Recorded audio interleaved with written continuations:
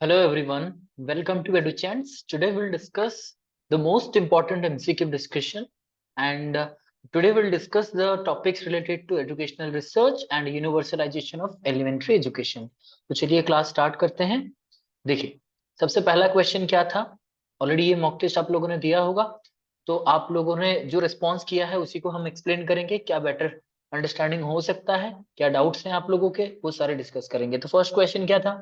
If a researcher conducts a study to find out which type of organizational climate is suitable for a school, then it is fundamental research, pure research, applied research और action research। ये वाला जो थोड़ा सोच समझ के answer करने वाला था, क्योंकि यहाँ पे आपको ये बताना था कि जो रिसर्च होगा to find out the best climate, यानी ऑर्गेनाइजेशनल क्लाइमेट क्या रहेगा एक स्कूल के लिए, वो आपको चूज करना है। तो फिर आप किस रिसर्च से इसको कर सकते हो? ऑप्शन में वही आपके fundamental research, pure research, applied research और एक्शन रिसर्च थे। क्या हो जाएगा आंसर?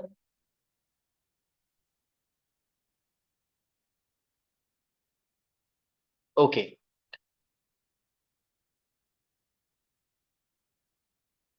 तो चलिए रिस्पॉन्स आ गया है। Jeeta, Ishani, Satya, check your answer. Surekha, Tripti, Saraswati, Dilip, Kishore, Pinkina, Salija, Saumi, kindly change your self, change your name. Vraj, Sasmita, Jyotsna, Gulnar, Kadri after long time, Pratima, Anil, Gayatri, Lipina. Okay, very good. तो सभी का आंसर आया है। Very good Lipsa and Pratima. So it is applied research. ये इसलिए होता है। Jinsmita, check your answer. देखिए यहाँ पे क्या कहा गया है कि हमें यहाँ पे कोई क्लासरूम प्रॉब्लम को सॉल्व नहीं करना है। मैंने क्या कहा था? क्लासरूम प्रॉब्लम छोटा सा प्रॉब्लम होता है जिसको सोल्यूशन करने के लिए हमें इमीडिएट सोल्यूशन के लिए एक्शन रिसर्च चाहिए। यहाँ पे कर रहा है कि to find out which, yes, तो which type of organizational climate is suitable for a school. एक स्कूल के लिए कौन सा ऑर्गेनाइजेशनल क्लाइमेट जरूरी है। तो ये इमीडिएटली कुछ नहीं कह रहा है कि इमीडिएटली आपको सोल्यूशन निकालना है। छोटे से मतलब एक्शन रिसर्च में क्या होता है कि बहुत कम टाइम होता है, लेस टाइम, ठीक है, लेस कंटेक्स्ट, छोटा सा एरिया होना चाहिए, छोटा सा प्रॉब्लम होना चाहिए, लेस एफर्ट, कम एफर्ट में हो जाएगा, रिसर्च करने की कोई जरूरत नहीं है, ठीक है, कोई भी कर सकता है। सो यहाँ पे हम कुछ अप्लाई करके यहाँ पे, yes it is school but not regarding a class. एक स्कूल के लिए भी आप अप्लाइड रिसर्च ही करते हो, क्योंकि स्कूल के ऊपर कौन सा बेटर ऑर्गेनाइजेशनल क्लाइमेट हो सकता है, it is applied, it is never action. याद रखिएगा, एक्शन तभी होगा जब मान लीजिए क्लासरूम में टीचर को पढ़ाने में कोई प्रॉब्लम हो रहा है, या फिर मान लीजिए किसी स्टूडेंट को कुछ प्रॉब्लम हो रहा है क्लासरूम में, मतलब रिगार्डिंग लर्निंग डिसेबिलिटीज और something like they are not understanding your language. तो इस तरीके से जो छोटे छोटे प्रॉब्लम्स होते हैं, एक टीचर के जरिए ये सब करा जा सकता है। That is action research. When it is applied to the whole school, it is a context. So whole school पे कौन सा ऑर्गेनाइजेशन क्लाइमेट सही रहेगा, उसके लिए जो रिसर्च करा जाता है, इसी के लिए हम कर रहे हैं अप्लाइड रिसर्च। लिटिना कह रहा है ओवरऑल ऑल स्कूल का बात कर रहा है, जनरल रूल फाइंड आउट कर नहीं रहा है। ये सोचकर मैं फंडामेंटल कर दी। अच्छा लिटिना, एक बहुत बड़ा मिस्टेक हो जाएगा अगर फंडामेंटल करेंगे तो। फंडामेंटल रिसर्च में देखिए हम लोग सिर्फ नॉलेज गेन करते हैं, थ्योरी डेवलप करते हैं, या फिर modification of already existing theory कर रहे हैं, ठीक है। यहाँ पे कोई एप्लीकेशन नहीं होगा। यस, व्रज कह रहे हैं होल प्रॉब्लम स्टडी कर रहा है, it is then applied. Yes Vraj, you are correct. Fundamental research या फिर प्योर रिसर्च दोनों ही नहीं होंगे, क्योंकि यहाँ पे किसी भी, देखिए फंडामेंटल रिसर्च, प्योर रिसर्च सिर्फ नॉलेज गेन के लिए होता है। यहाँ पे तो फाइंड आउट करने की बात हो रही है, फाइंड आउट करेगा ना, तो ये एक अप्लाइड है, सिचुएशन पे अप्लाई करेंगे। क्लियर? क्लियर हो गया। चलिए आगे बढ़ते हैं। अगर डाउट होगा तो पूछिएगा जरूर, ठीक है, कमेंट बॉक्स में जरूर पूछिए, उसका हम रिप्लाई करेंगे। Sampling technique in which the population is divided into homogeneous subgroup and simple random samples are selected from each group। बहुत ही सिंपली इसको एक्सप्लेन किया गया है। कौन सा ये सैम्पलिंग होगा बताइए? Cluster sampling, systematic random sampling, stratified random sampling, simple random sampling. देखिए इतना अच्छे से एक्सप्लेन करने के बाद भी अगर गलत आंसर आता है तो बहुत ही ज्यादा दुख होता है। Gulnar, you have not attended the class, that is why your answer is incorrect. Check your answer. And yes, Sasmita, you were also not in the class. That is why your answer is also wrong. Check your answers. Applied research, अच्छा applied research को आप generalise कर सकते हो, yes सत्य, हम कर सकते हैं अप्लाइड रिसर्च को जनरलाइज जब आपका कॉन्टेक्स्ट या फिर वैलिडिटी ऑफ द टेस्ट या फिर वैलिडिटी ऑफ द आउटकम रहेगा। अगर सिमिलर कॉन्टेक्स्ट है, अगर वैलिडिटी रहेगा तो हम इसको अप्लाई कर सकते हैं, ठीक है। It can be applied, it can be generalised to other situations. Very good. तो चलिए इसका सभी का सही आंसर आया है, बस दो को छोड़ के बाकी सबका सही आंसर आया है। स्ट्रैटिफाइड रैंडम सैम्पलिंग बहुत ही ज्यादा सिंपल में भी एक्सप्लेन किया गया था इसको, मतलब आपको डेफिनेशन ही बताया गया है what is stratified random sampling. अगर इसको देखोगे तो कह रहा है एक प्रकार का सैम्पलिंग टेक्निक जहां पे पॉपुलेशन को हम कुछ होमोजेनियस सब ग्रुप में बांट रहे हैं। जैसे मैंने कहा था ये पॉपुलेशन है, पॉपुलेशन में से आप male female transgender, male female and transgender, ये होमोजेनियस मतलब ये मतलब जितने मेल इसके अंडर में आएंगे, फीमेल इसके अंडर में और ट्रांसजेंडर इसके अंडर में आएंगे। अब मेल में से जितने भी मेल होंगे उनमें सिंपल रैंडम सैम्पलिंग किया जाएगा और हमारे सैंपल सिलेक्ट किए जाएंगे। वैसे यहीं पे भी सिंपल रैंडम, यहाँ पे भी सिंपल रैंडम सैम्पलिंग किया जाएगा। तो फिर अगर ये जो सैंपल है अगर रैंडमली सिलेक्ट किया जा रहा है but before that the population is divided into some sub categories, then it is called as I mean stratified random sampling, ठीक है। स्ट्रैटा हमने किया, स्ट्रैटम जिसको हम कहते हैं, स्ट्रेटम, स्ट्रेटम का मतलब होता है categories, we have divided the categories, then we have collected the data from the category itself and through random sampling, simple random sampling। Okay अब पूछ रहे हैं, सुरेखा पूछ रहे हैं क्लस्टर एक बार बता दीजिए, क्लस्टर क्या होता है। मैंने कहा था क्लस्टर, जैसे हमने कहा था एक ही वर्ड को याद रखेंगे वो है ज्योग्राफिकल लोकेशन, यानी कि जब आपका लोकेशन बहुत वाइड होगा, ऐसा नहीं है स्कैटर्ड सिर्फ होता है, बहुत वाइड होता है, बहुत वाइड, बहुत बड़े बड़े डिस्ट्रिक्ट्स अगर हम लेते हैं, जैसे कि मयूरभंज एक डिस्ट्रिक्ट है, बहुत बड़ा डिस्ट्रिक्ट है, ठीक है, गंजाम एक डिस्ट्रिक्ट है, बहुत बड़ा डिस्ट्रिक्ट है, वैसे बालासोर है, तो मतलब बहुत बड़े बड़े डिस्ट्रिक्ट में जब हम डेटा कलेक्शन करेंगे तो एट द सेम टाइम हमारा देखिए ये जो मतलब डिस्ट्रिक्ट भी बहुत वाइड स्कैटर्ड होते हैं, वहां से हमें डेटा कलेक्शन करना है तो हमें एक एक क्लस्टर बना देना है, कुछ मतलब कुछ ब्लॉक्स को लेकर के हम एक क्लस्टर बना देंगे। उस क्लस्टर में से सिंपली हम क्या करेंगे, सिंपल रैंडम तरीके से उस क्लस्टर में से कुछ सिलेक्ट करेंगे, मान लीजिए 100 सैंपल सिलेक्ट करेंगे, दूसरे क्लस्टर से 100, ऐसे करके पूरे डिस्ट्रिक्ट को हम कवर करेंगे, ठीक है। अब पूछ रहे हैं, चेतना पूछ रहे हैं क्लस्टर इज हेट्रोजेनस और होमोजेनस। नहीं, हेट्रोजेनस तब होगा जब मान लीजिए ये क्लस्टर है, आपने ये जो आपने ये पूरा पॉपुलेशन में से क्लस्टर बनाया, लेकिन यहाँ पे भी जो आप डेटा सिलेक्ट कर रहे हो या फिर जो सैंपल सिलेक्ट कर रहे हो दे आर होमोजेनस, क्योंकि उसी डिस्ट्रिक्ट को वो बिलोंग करते हैं। देखिए होमोजेनस इसलिए होता है क्योंकि मान लीजिए एक डिस्ट्रिक्ट में हम एजुकेशनल सर्वे करना चाहते हैं कि इस डिस्ट्रिक्ट में कौन सा क्लस्टर, या फिर मान लीजिए डिस्ट्रिक्ट का लिटरेसी रेट स्टडी करना चाहते हैं या फिर एक्सेस टू एजुकेशन स्टडी करना चाहते हैं, तो फिर हम स्कूल लेवल पे देखना चाहते हैं। तो होमोजेनस का मतलब है सारे क्लस्टर्स में से हमें स्कूल स्टूडेंट्स ही सिलेक्ट करना है, कॉलेज स्टूडेंट नहीं होगा, हायर सेकेंडरी स्कूल्स भी नहीं होंगे, सिर्फ और सिर्फ सेकेंडरी स्कूल होगा। तो फिर दे आर होमोजेनियस क्योंकि सभी एक ही ग्रुप को बिलोंग करते हैं and that is school students, ठीक है। क्लियर हो गया, स्ट्रैटिफाइड रैंडम सैंपलिंग हो गया, क्लस्टर भी हो गया। सिस्टमैटिक रैंडम सैंपलिंग मैंने कहा था जब हम किसी एक पैटर्न में सिलेक्ट करेंगे, पैटर्न, इसको पैटर्न कहा जाता है, जैसे कि एवरी ऑड और इवन, तो second fourth sixth person, eighth person, tenth person, ऐसे करके, या तो एवरी फिफ्थ, 5 10 ऐसे करके। जैसे अगर रोल नंबर वाइज देखा जाए तो roll number 5, roll number 10, roll number 15, ऐसे करके ये होता है सिस्टमैटिक, एक पैटर्न में हम फॉलो करेंगे। सिंपल रैंडम तो सबसे इजी है, तो I hope it is clear. Cluster is heterogeneous with in but homogeneous, yes Santosh, वही कह रहा हूं कि क्लस्टर क्या होता है। क्लस्टर मतलब जैसे कि मैं रीजन बना रहा हूं सिंपली, ठीक है, ये ईस्ट है, ये वेस्ट है, ये नॉर्थ है, ये साउथ है, ठीक है। ये रीजन जो है या फिर क्लस्टर कह लीजिए, ये तो अलग है ना, ईस्ट वेस्ट अलग है, नॉर्थ साउथ अलग है, ये अलग है, लेकिन इसके अंदर मैं क्या कहा कि जो स्कूल स्टूडेंट्स हैं, मैंने स्कूल स्टूडेंट को टारगेट किया है, तो स्कूल स्टूडेंट्स मेरे क्या हो जाएंगे, मेरे होमोजेनियस हो जाएंगे, ठीक है, school students. Okay, cluster and quota. Cluster क्या, देखिए क्लस्टर क्या होता है, सिंपल रैंडम होता है, कोटा फिक्स्ड होता है, यानी कि क्लस्टर में आप ये कह सकते हो ये रैंडम सैंपलिंग है, लेकिन कोटा इज नॉन रैंडम, ठीक है, नॉन रैंडम होता है। और एक चीज है, क्लस्टर में हम क्या करते हैं, we divide the cluster according to the feasibility, मतलब कि आपके फिजिबिलिटी के हिसाब से आप क्लस्टर चूज किए, इनमें से रैंडमली आपने चूज किया। लेकिन कोटा में आपका ऑलरेडी जो प्रोपोर्शन होगा, the proportion of sample to be selected from the sample is fixed, आपने फिक्स किया होगा, and that is fixed by the researcher itself, it is not a natural phenomenon. ये आपका जो होता है वो आपका प्रोपोर्शन वाइज होता है। ठीक है मानसी, सत्य, ठीक है। एरिया सैंपलिंग मतलब एरिया वाइज करते हो, जैसे कि मान लीजिए अर्बन आप कर रहे हो, अर्बन स्टडीज, तो अर्बन एरिया में आपको सिर्फ अर्बन एरियाज लेना है, मेट्रोपॉलिटन सिटी लेना है मतलब सिर्फ मेट्रोपॉलिटन सिटीज लेना है। ठीक है, उस हिसाब से। What is heterogeneous Braj? Homogeneous का मतलब है, होमोजीनियस का मतलब है when the person included in the group are same in characteristics, same. Hetero मतलब डिफरेंट, ठीक है, हेट्रोजीनियस मतलब different.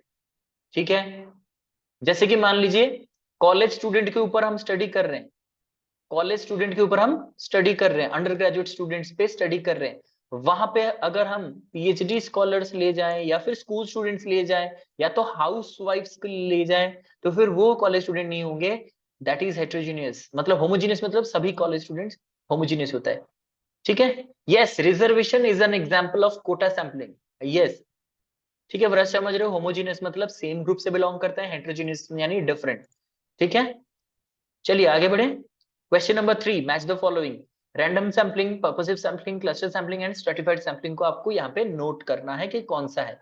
Divide the element of the population into small group, every element has an equal chance of getting selected, only those elements from the population which suit the purpose of the study are selected, population is divided into groups and then the groups are randomly selected. Now यहाँ पे ये जो questions होंगे आपको लग सकता है कि ये थोड़ा टाइम टेकिंग है, लेकिन ये बहुत ही ज्यादा आसान तभी बनेगा जब आप इनमें से कोई भी एक ऑप्शन पहले चूज कर लो। तो सबसे आसान मुझे क्या लगता है कि ये वाला, क्योंकि हमें पता है every element has an equal chance of getting selected, मतलब रैंडम सैम्पलिंग। तो इसको हमने इसके साथ लॉक कर दिया, मतलब ए का ऑप्शन हो जाएगा सेकेंड ऑप्शन। ठीक है, ए के साथ हम सेकेंड को जोड़ देंगे तो बाकी सब एलिमिनेट हो गया, ये दो एलिमिनेट हो गए। ठीक है, बाकी रह गया ये दोनों। ठीक है, अब सेकंड को देखते हैं, मतलब कि जो आपको इजी लगे। ठीक है, जो आपको इजी लगे। से फॉर एग्जांपल अभी मैंने क्या कहा, population is divided into some groups then the group are randomly selected, ये क्या था हमारा स्ट्रैटिफाइड सैंपल, तो डी को मैच कर दीजिए 4 के साथ। अब इन दोनों में, सिर्फ इन दोनों में आपको मैच करना है डी को 4 के साथ। ठीक है, ओके, यहाँ पे क्या हो गया, तो यहाँ पे ओके, ये पॉपुलेशन पूछ रहा है, ये पॉपुलेशन पूछ रहा है इनटू ग्रुप्स कह रहा है, यहाँ पे नहीं कह रहा है कि मतलब एक स्ट्रैटा में डिवाइड करना है। ठीक है, कि यहाँ पे आपने क्या किया कि मान लीजिए फॉर एग्जांपल यहाँ पे कह रहा है कि एक पॉपुलेशन है, पूरा पॉपुलेशन है, इसको हमने फिर से डिवाइड किया। यहाँ पे दो मीनिंग बन सकते हैं, कंफ्यूज मत होना, जैसे जल्दबाजी मत करना। पॉपुलेशन है ये, ठीक है, टोटल पॉपुलेशन है, you are dividing into some groups according to your feasibility. अब ये क्लस्टर भी हो सकता है, ये स्ट्रैटा भी हो सकता है, ध्यान से देखिएगा कैसे कंफ्यूजन स्टार्ट होता है। ठीक है, ये स्ट्रैटा भी हो सकता है, ये क्लस्टर भी हो सकता है। अब यहाँ पे जब कंफ्यूजन हो जाता है तो फिर से दूसरे ऑप्शन को भी देखिए, यहाँ पे divide the elements of the population into small groups. अब यहाँ पे स्मॉल ग्रुप करने का मतलब, जैसे मैंने कहा था, पॉपुलेशन को हमें क्या करना है, मेल फीमेल एंड ट्रांसजेंडर में कन्वर्ट करना है, तीनों ग्रुप में कन्वर्ट करना है, छोटे छोटे ग्रुप्स में। ठीक है, यहाँ पे क्या कह रहा है, इन दोनों को कंपेयर कीजिए, यहाँ पे छोटे ग्रुप्स करने की बात कर रहा है, यहाँ पे सिर्फ ग्रुप करने की बात कर रहा है और रैंडमली, क्योंकि दोनों ही रैंडम है। तो यहाँ पे बेस्ट ऑप्शन कौन सा हो जाएगा, ये वाला। तो स्ट्रेटिफाइड में हम क्या करते हैं, छोटे छोटे ग्रुप करते हैं। क्लस्टर में हमने क्या किया, पॉपुलेशन को over the total population we have selected some groups, and from that group, जैसे कि मैंने कहा, होमोजीनियस ग्रुप से हमें बाकी डेटा भी कलेक्ट करना है। ठीक है, चलिए ऑप्शन बी से भी हो जाएगा, yes. Male and female transgender different group homogeneous होगा, हेट्रोजीनियस हो जाएगा, मेल फीमेल ट्रांसजेंडर। अच्छा, तीनों को मिला देंगे, यस, ओके, सभी का आंसर सी आ रहा है।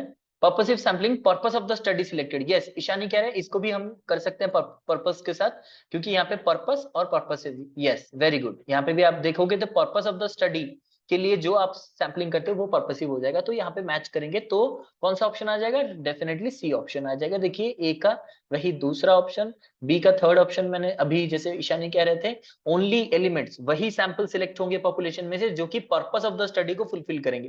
तो इन दोनों से भी हम कर सकते हैं, ठीक है, जैसे आपको फिजिबल हो। अब आते हैं fourth question, directional hypothesis in research is stated only when. Directional hypothesis तभी दिया जाता है जब पास्ट रिसर्च और theory suggest that the findings में गो इन अ पर्टिकुलर डायरेक्शन। जब पास्ट रिसर्च कहते हैं कि फाइंडिंग एक ही डायरेक्शन में जाएगा। Outcome of the research is easily predictable. Outcome यानी जो रिजल्ट ऑफ द रिसर्च जो है ये आसानी से पता चल जाता है, अच्छा ये रिसर्च का होने वाला है, ठीक है। देन ये कह रहा है कि आउटकम के बाद हम डायरेक्ट रिलेशन भी एस्टेब्लिश कर सकते हैं वेरिएबल के साथ। तो डायरेक्शनल हाइपोथेसिस कौन सा होता है? जी डायरेक्शन देता है। तो बताइए इनमें से कौन सा ऑप्शन होगा? सभी का आंसर आ चुका है। व्रज, चेतना, ईशानी, प्रतिमा, पद्मावती, जीता, लिप्सा, पिंकीना, अनिल, सरस्वती, तृप्ति, संतोष, सत्यरंजन, गुलनार, लीपक, दीप्तिश्री। बहुत अच्छे, सभी का सही आंसर आ रहा है। ये सभी के सभी सही है। वेरी गुड लिटिना, ये सभी के सभी सही है। क्यों? क्योंकि ये सभी डायरेक्शन दिखाते हैं। डायरेक्शन मतलब कोई ना कोई एक डायरेक्शन जरूर बता रहा है। कैसे? देखिए फर्स्ट में पास्ट रिसर्च कह रहा है कि फाइंडिंग्स मतलब कि रिव्यू आपने किया, जो कि आई मीन पास्ट रिसर्च पे आप जाते हो, जो भी रिसर्च ऑलरेडी इस एरिया में हो चुका है उस एरिया में आप जाते हो, स्टडी करते हो, तो देखा जाता है कि एक पर्टिकुलर डायरेक्शन दिखाता है, या तो पॉजिटिव या तो नेगेटिव, कोई एक डायरेक्शन यहाँ पे शो कर रहा है। फर्स्ट ऑफ ऑल ये डायरेक्शनल है। Outcome of the research is easily predicted. Prediction मतलब या तो हम अभी से कह सकते हैं कि ये पॉजिटिव होगा कि नेगेटिव होगा, कौन बेटर होगा कौन नहीं होगा, रिलेशन क्या होगा, ये सब कुछ कह सकते हैं, मतलब ये डायरेक्शन को शो कर रहा है, ये भी होगा। अब there is a direct relation between variable. अगर रिलेशन वेरिएबल का आपको पता है then you are also acquainted with the direction. आपको पता है कि ये हाइपोथेसिस का डायरेक्शन क्या होने वाला है। वेरिएबल अगर रिलेशन पता है, ठीक है, डायरेक्ट रिलेशन है, तो फिर डेफिनेटली क्या रिलेशन हो सकता है? जैसे मैंने कहा पॉजिटिव, नेगेटिव, ठीक है, जो भी आपका रिलेशन रहेगा, अगर रिलेशन है तो it shows the direction. Definitely all are correct. आगे बढ़ते हैं। The 98% confidence interval for the mean can be interpreted as which of the following. ठीक है, इसको अच्छे से पढ़िएगा फिर ऑप्शन का आंसर कीजिएगा। देखिए यहाँ पे कह रहा है कि if possible samples are taken and confidence intervals calculated, 98% of those intervals would include the true population mean somewhere in their interval. You can be 98% confident that the mean of the selected set include the population mean. इनमें से क्या correct है क्या नहीं है वो आप बताइए। यस, 98% कॉन्फिडेंस का मतलब समझ रहे हो ना, जैसे हम लोग कॉन्फिडेंस लेवल भी लेते थे वैसे ही, मतलब इनमें ज्यादा कोई डिफरेंस है नहीं। डिस्कस करेंगे इसको, आंसर करते चलिए।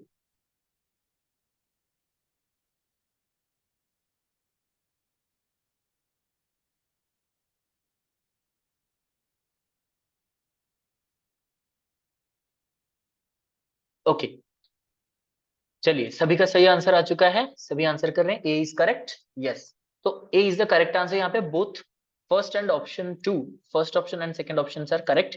कैसे? देखिए 99 एंड 95 क्या होता है? देखिए वो आपका लेवल ऑफ कॉन्फिडेंस होता है। मतलब कि आप जैसे कहते हो ना कि आपका कॉन्फिडेंस लेवल क्या होता है जब हम हाइपोथेसिस को टेस्ट करते हैं। यहाँ पे हमने मीन की बात की है, मीन, ठीक है, हम मीन की बात कर रहे हैं, ठीक है। नहीं सत्य, 99 एंड 95 जो हम लेते हैं, आप जो लेवल ऑफ सिग्निफिकेंस कहते हो, कॉन्फिडेंस लेवल कहते हो, वो होता है।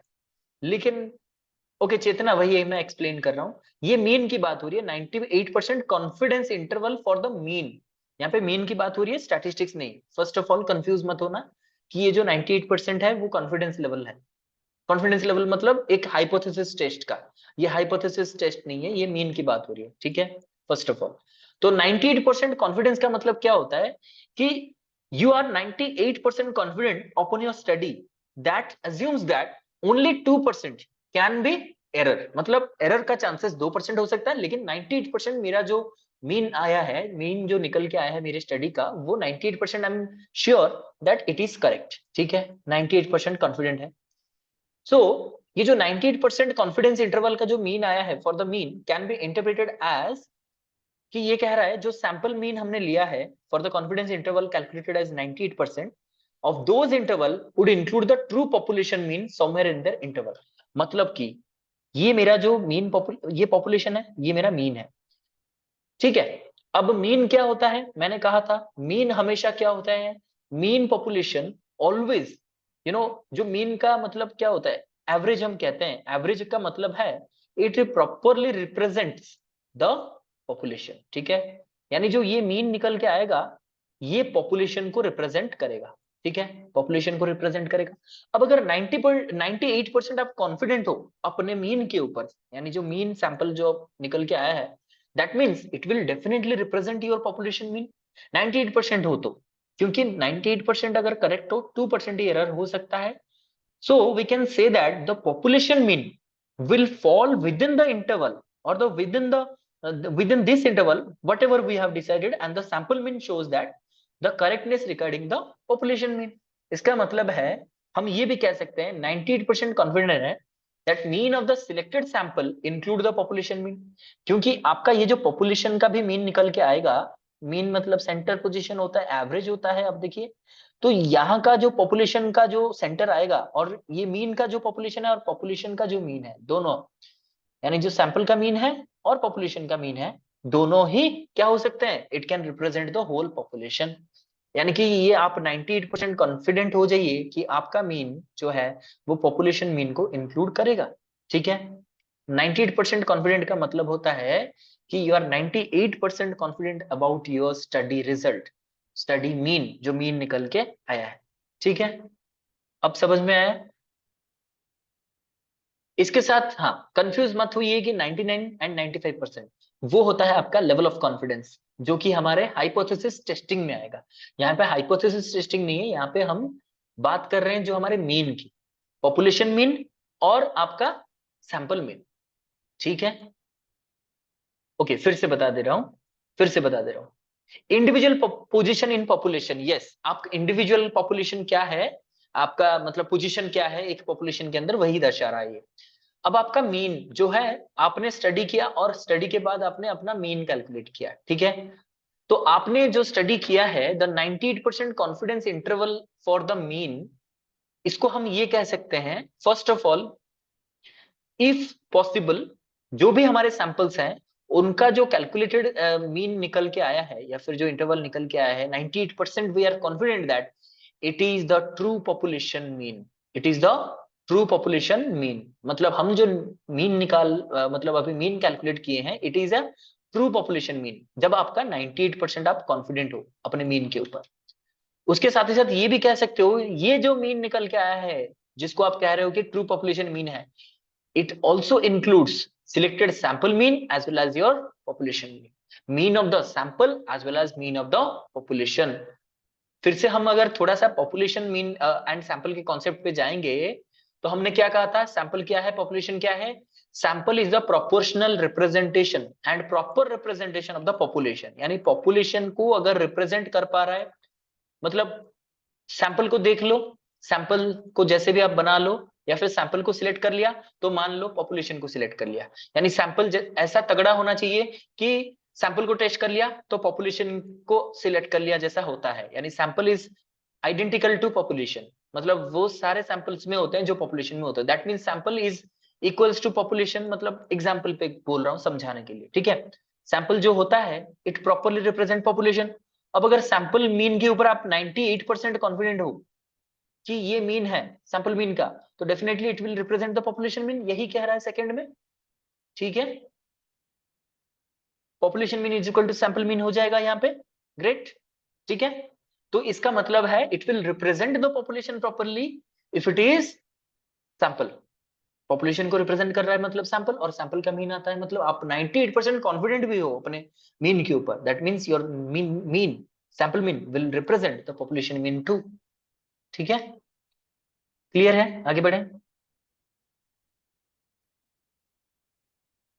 ओके, चलिए क्वेश्चन नंबर 6 पे चलिए, स्टेटमेंट एंड स्टेटमेंट 2 के बाद आप देखिए पढ़िए इसमें। स्टेटमेंट 1 कह रहा है validity is a strength of qualitative research and make it trustworthy, authenticity and credibility. Statement 2 कह रहा है validity is based on determining weather findings are accurate from the standpoint of the researcher, the participant or the readers of the research. ठीक है, ये दो statements हैं, आपको यहाँ पे चूज करना है कौन सा सही है कौन सा नहीं। पहला कह रहा है वैलिडिटी एक क्वालिटेटिव रिसर्च का स्ट्रेंथ है, और जो कि इसको और क्या बनाता है, भरोसेमंद बनाता है, सही बनाता है, और इसमें क्रेडिबिलिटी भी आता है। दूसरे में कहता है वैलिडिटी क्या होता है कि जो फाइंडिंग्स होता है रिसर्चर पॉइंट ऑफ व्यू से, जो फाइंडिंग्स होता है वो एक्यूरेट होना चाहिए, ठीक है, and from the researchers as well as participant and readers के पॉइंट ऑफ व्यू से, मतलब एक्यूरेट अगर फाइंडिंग आता है तो वैलिडिटी कहा जाता है। कौन सा स्टेटमेंट सही होगा? ईशानी, वर्षा, तृप्ति, जीता, दित्यश्री, जुत्समयी, मानसी, दिलीप, विश्वजीता, जिन्स्मिता, प्रतिमा, किशोर, लिपक, पद्मावती, व्रज, सरस्वती, संतोष, सत्य, गायत्री। ओके सुरेखा, कोई बात नहीं, अब कौन सा सोच रहे हो वो वाला बताइए। वेरी गुड चेतना, वेरी गुड व्रज, गायत्री, पिंकिना, लिप्सा, बहुत अच्छे। तो सभी का आंसर आ रहा है A is the correct answer, क्योंकि यहाँ पे दोनों ही करेक्ट है। वैलिडिटी क्या होता है? जब हम क्वालिटेटिव रिसर्च करते हैं तो क्वालिटेटिव रिसर्च में जब वैलिडिटी, मान लीजिए क्वालिटेटिव रिसर्च आपने किया और ये रिसर्च वैलिड है, ठीक है, तो आप इसको ये कह सकते हो कि ये ट्रस्टवर्दी है, मतलब वो क्वालिटेटिव रिसर्च पे आप भरोसा कर सकते हो। It is authentic, definitely, right, मतलब ये ऑथेंटिक भी है, जो वैलिड होता है वो भरोसेमंद होता है, ऑथेंटिक होता है, और उसका क्रेडिबिलिटी भी है।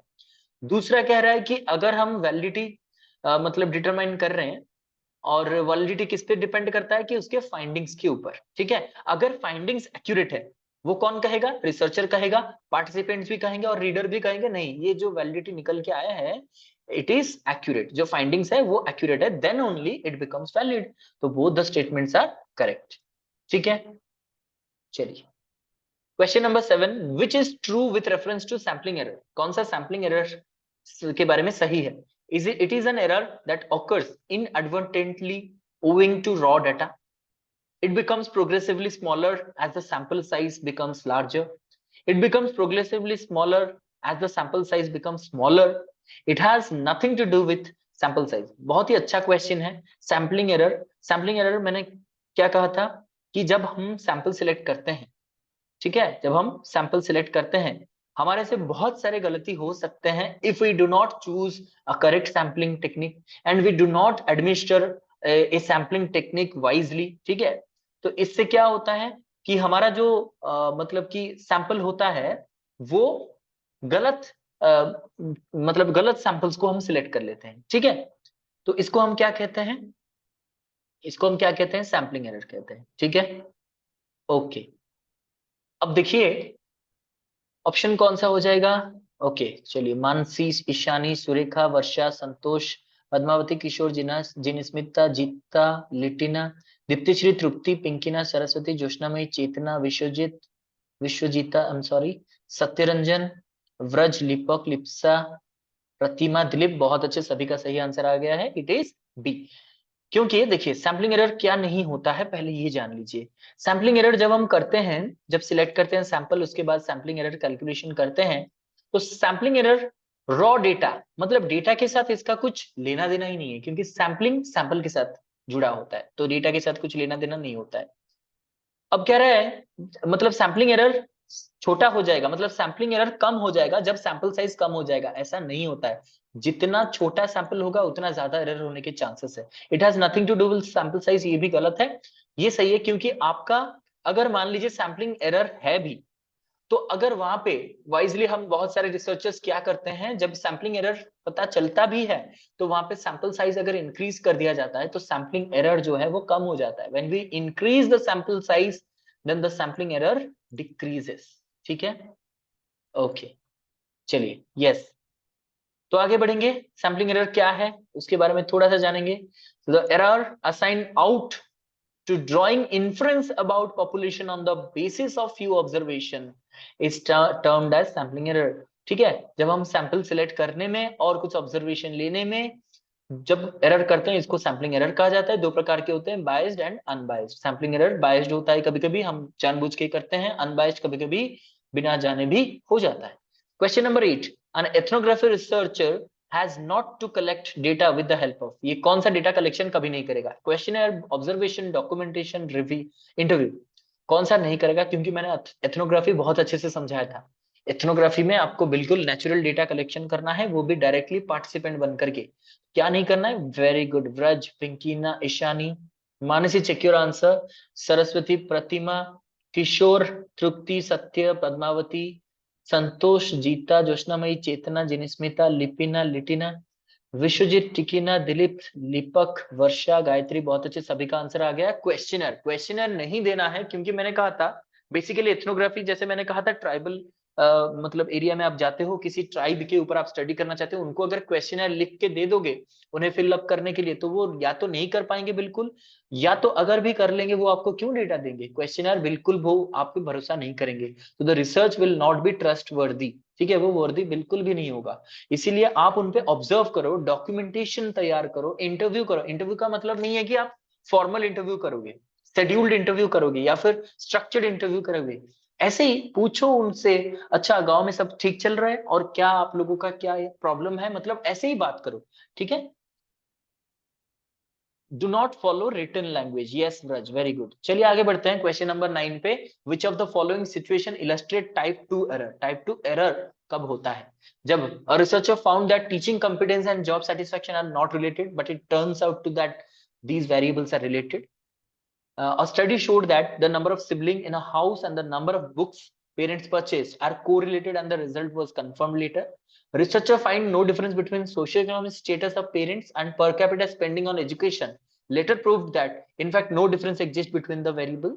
Study revealed significant difference between 10th and 12th standard student on a reasoning test, and turns out that there is no difference on reasoning between the group.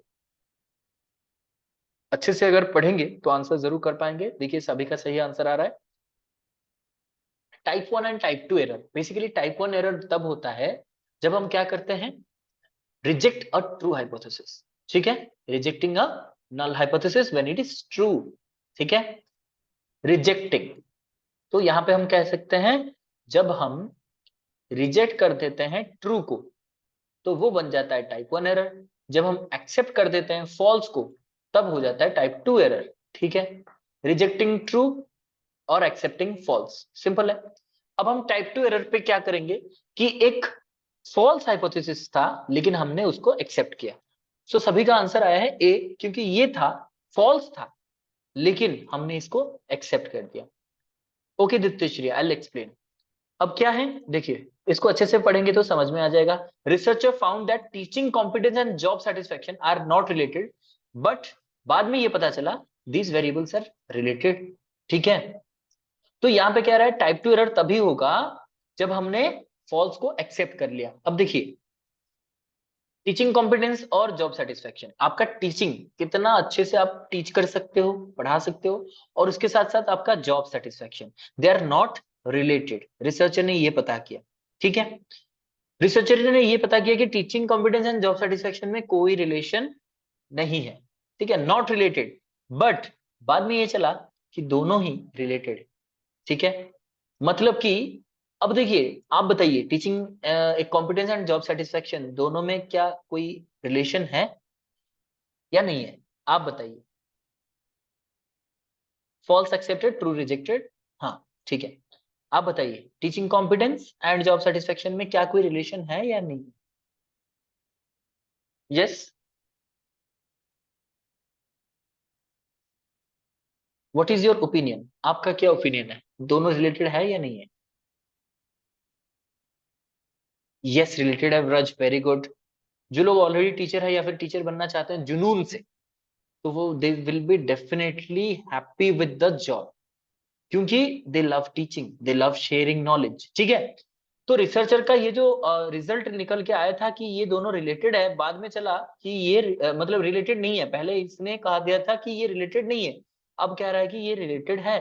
मतलब कि इसने पहले कर दिया क्या था, फॉल्स को एक्सेप्ट कर लिया था, तो ये टाइप 2 एरर है। अब बाकियों को भी रिवाइज करते हैं। Study showed that number of sibling in a house and the number of books parent purchase are correlated, the result was confirm letter.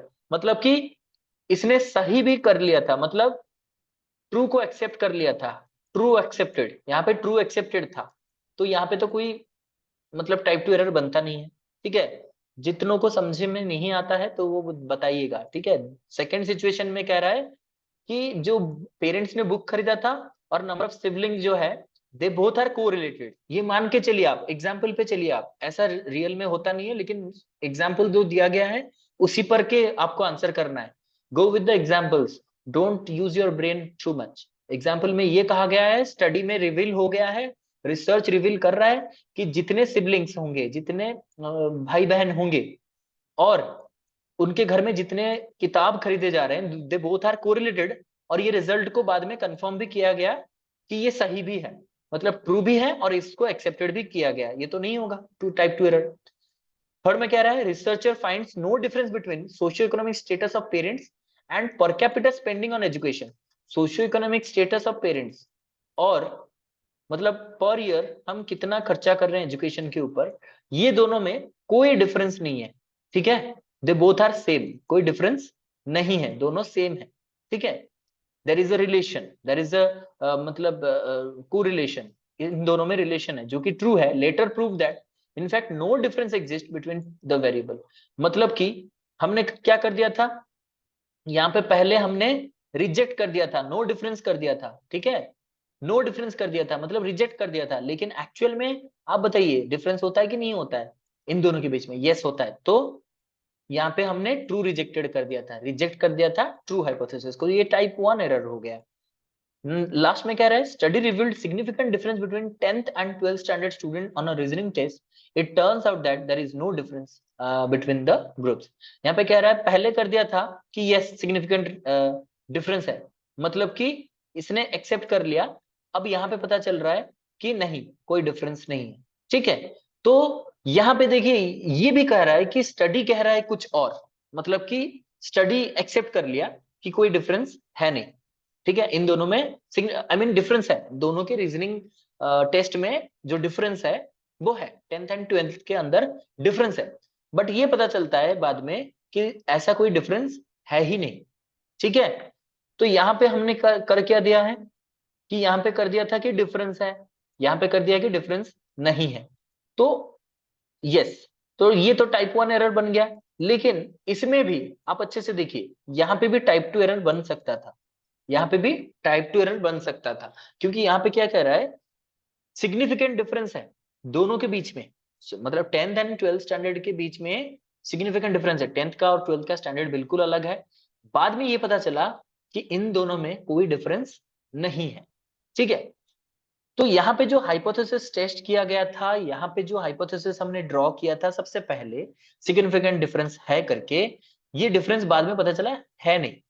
ठीक है, तो पहले हमने एक्सेप्ट कर लिया था, बाद में ये फॉल्स भी हो गया, तो ये डी ऑप्शन भी हो सकता है। ठीक है, जिन लोगों ने डी भी ऑप्शन किया होगा वो भी आंसर बन सकता है टू सम एक्सटेंट।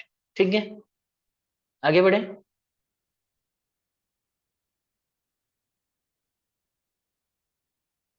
चलिए, अब चलते हैं question number 10। Ethnography is used in which of the following research design? Ethnography किस रिसर्च डिजाइन में यूज होता है? Experimental, exploratory, explanatory, descriptive.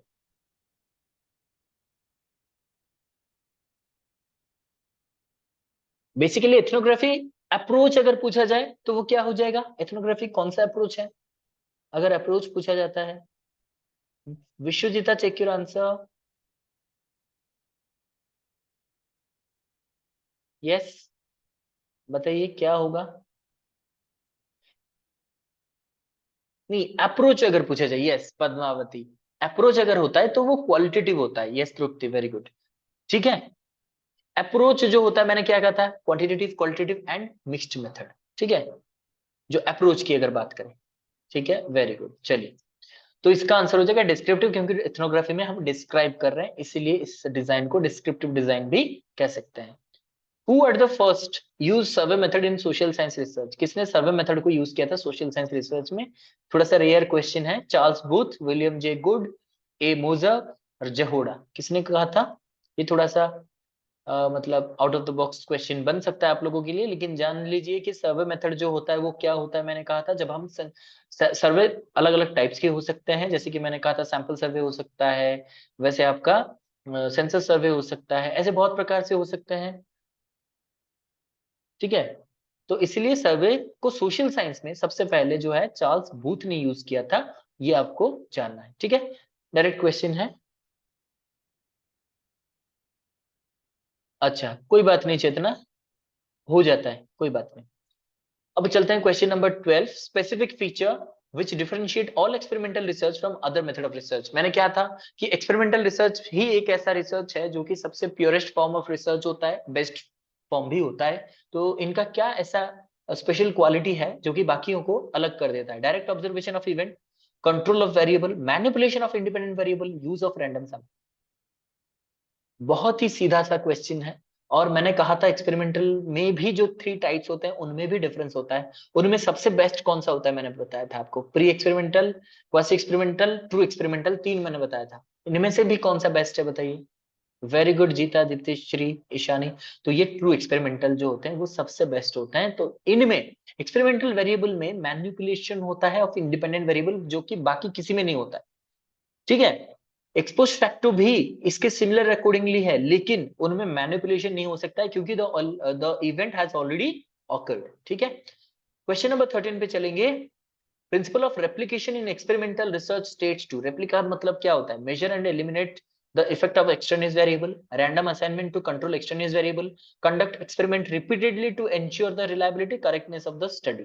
कौन सा है बताइए? यहाँ पे भी मैंने बताया था रेप्लिकेशन क्या होता है, रेप्लिका क्या होता है, ठीक है, जब मैंने पढ़ाया था आप लोगों को, रिसर्च पढ़ाया था, ठीक है। चलिए सभी का सही आंसर आ रहा है, सभी कह रहे हैं सी होगा, यस डेफिनेटली। रेप्लिका इन एक्सपेरिमेंटल रिसर्च मतलब होता है जब हम एक्सपेरिमेंट को रिपीट करते हैं टू इंश्योर रिलायबिलिटी। रेप्लिका का मतलब सेम टू सेम, रिलायबिलिटी का मतलब होता है कंसिस्टेंसी, ठीक है। कंसिस्टेंसी, अगर सेम रिजल्ट आता है आपके एक्सपेरिमेंट से तो it has reliability, it has consistency, तो सेम रिजल्ट आना मतलब रेप्लिकेशन, ठीक है। चलिए question number 14, statistics can be used to analyse data collected on the following variable. Statistics किस पे हो सकता है? डिपेंडेंट वेरिएबल्स पे, एक्सट्रेनियस वेरिएबल पे, ट्रीटमेंट वेरिएबल्स पे, या फिर क्लासिफाइंग वेरिएबल्स पे? बताइए। Okay very good Santosh, Anil, Jeeta, Vraj, check your answer, Kishore, Ishani, Padmavati, Surekha, Vraj, Jyotsnamayee, Mansi, तृप्ति, सरस्वती, दीप्तिश्री, चेतना, सस्मिता, दिलीप, विश्वजीता, लिपक, बहुत अच्छे, सभी का सही आंसर है डिपेंडेंट वेरिएबल। क्योंकि हम क्या देखना चाहते हैं उस पे? The impact of independent variable on the dependent variable. Dependent variable मतलब एग्जाम्पल अगर लेते हैं, दीप्तिश्री दे रहा हूं अभी एग्जाम्पल, देखिए या, तो यहाँ पे हम एक एग्जाम्पल ले जाते हैं तभी समझ में आएगा। फॉर एग्जाम्पल हम यहाँ पे डिपेंडेंट वेरिएबल मतलब अभी स्टूडेंट का अचीवमेंट, अचीवमेंट ऑफ स्टूडेंट्स, ठीक है। अचीवमेंट ऑफ स्टूडेंट्स को हमने डिपेंडेंट वेरिएबल ले लिया। अब जब हम टेस्ट करते हैं, स्टैटिस्टिक्स अप्लाई करते हैं, इनका जो स्कोर है 80%, आगे मतलब इसका जो नेक्स्ट एग्जाम्पल वही है, ठीक है। नेक्स्ट क्वेश्चन में हम डिस्कस भी करेंगे। 80%, 90%, 85% जो भी हमने यहाँ पे डेटा लिया है, मतलब स्टूडेंट अचीवमेंट लिया है डिपेंडेंट वेरिएबल का, इसी पे हम स्टैटिस्टिक्स यूज करते हैं कि ये जो रिजल्ट निकल के आया है, क्या इसका मतलब हाइपोथेसिस टेस्ट करते हैं यहाँ पे, whether the independent variable has caused the result. मतलब टीचर यहाँ पे पढ़ा रहे हैं, जैसे कि मैंने कहा था तृप्ति पढ़ा रहे हैं और ये सारे रिजल्ट आ रहे हैं, ठीक है। अगर ये रिजल्ट्स आ रहे हैं इसका मतलब है the teaching has been effective, teaching effective है इसलिए ये जो परसेंटेज ऑफ मार्क आ रहे हैं। तो ये परसेंटेज ऑफ मार्क को हम एनालिसिस करते हैं, यानी डिपेंडेंट वेरिएबल को एनालिसिस करते हैं। नेक्स्ट क्वेश्चन करने से आपको पता चल जाएगा, ठीक है। क्वेश्चन नेक्स्ट पे चलेंगे, देखिए यहाँ पे मीन स्कोर, मीन स्कोर आया है मैथ्स में, मीन स्कोर आया है साइकोलॉजी में, तो हम यहाँ पे स्टैटिस्टिक्स स्टैंडर्ड डिवीजन कैलकुलेट कर रहे हैं, ठीक है। तो यहाँ पे जो स्टैंडर्ड डिवीजन कैलकुलेशन हो रहा है, ये सब जो डेटा है ये कौन सा डेटा है, किसका डेटा है? डिपेंडेंट वेरिएबल का या इंडिपेंडेंट वेरिएबल का? ये डिपेंडेंट वेरिएबल का है, ठीक है। ये स्टूडेंट रिस्पॉन्स है, स्टूडेंट अचीवमेंट रिकॉर्ड है, ठीक है दीप्तिश्री। अब क्वेश्चन पूछ रहा है, in a class test of test the mean for psychology was, एक क्लास टेस्ट हुआ था साइकोलॉजी में, मीन स्कोर है 45, स्टैंडर्ड डिवीजन है 5। मैथ्स में टेस्ट हुआ था, मीन स्कोर था 80, स्टैंडर्ड डिवीजन था 5। Mister Santosh gets 50 marks in psychology and 70 marks in mathematics, in which subject he will be considered to have done better. Better है, better perform किस में किया है, इसको कैलकुलेट कैसे करना है आपको पता है, स्टैंडर्ड स्कोर निकालना है। स्टैंडर्ड स्कोर मतलब क्या निकालना है? स्टैंडर्ड स्कोर का क्या साइन होता है? स्टैंडर्ड स्कोर क्या साइन हो जाएगा?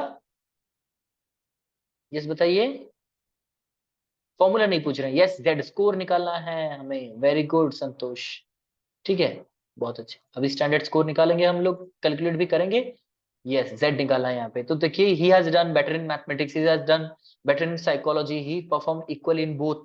ठीक है, no statement about this performance can be made.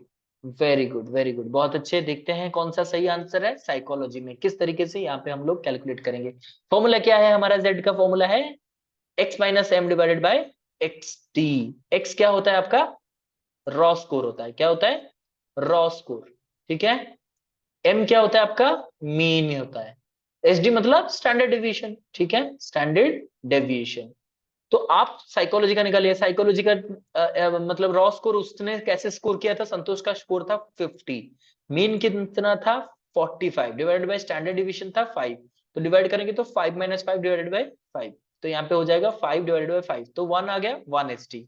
Mathematics में हो गया आपका 70 स्कोर किया था, 80 था उसका mean. 70 minus 80 is -10, -10 divided by 5 is -2, तो -2 एसडी। तो किसमें ज्यादा अच्छा स्कोर आता है, +1 एसडी। +1 एसडी, तो यहाँ पे हो जाता है बेटर, तो साइकोलॉजी में बेटर करेगा।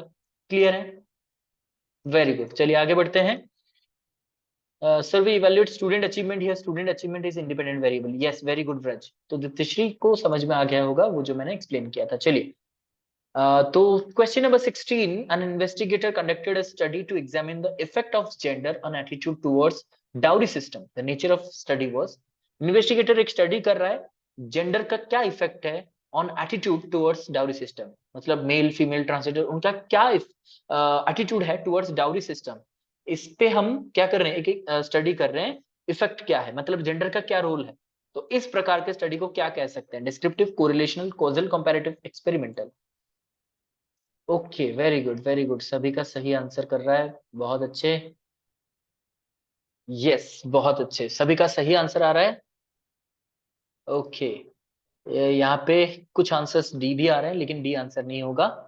चलिए, इसका सही आंसर है आपका कॉजल कंपैरेटिव। क्यों है, अब देखिए, जो इनका एटीट्यूड देखना चाहते हैं, मतलब इफेक्ट ऑफ जेंडर देखना चाहते हैं। अब जेंडर को तो मैनिपुलेट नहीं किया जा सकता ना, डी तो तब होता जब हम कुछ मैनिपुलेट कर सकते थे। मैनिपुलेट करने के बाद अगर एटीट्यूड में कुछ परिवर्तन आता तो एक्सपेरिमेंटल।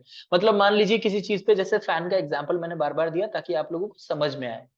जब हम फैन स्विच ऑन कर रहे हैं, ऑन करेंगे तब ये चालू होना स्टार्ट हो जाएगा, जब बंद कर देंगे तो बंद हो जाएगा।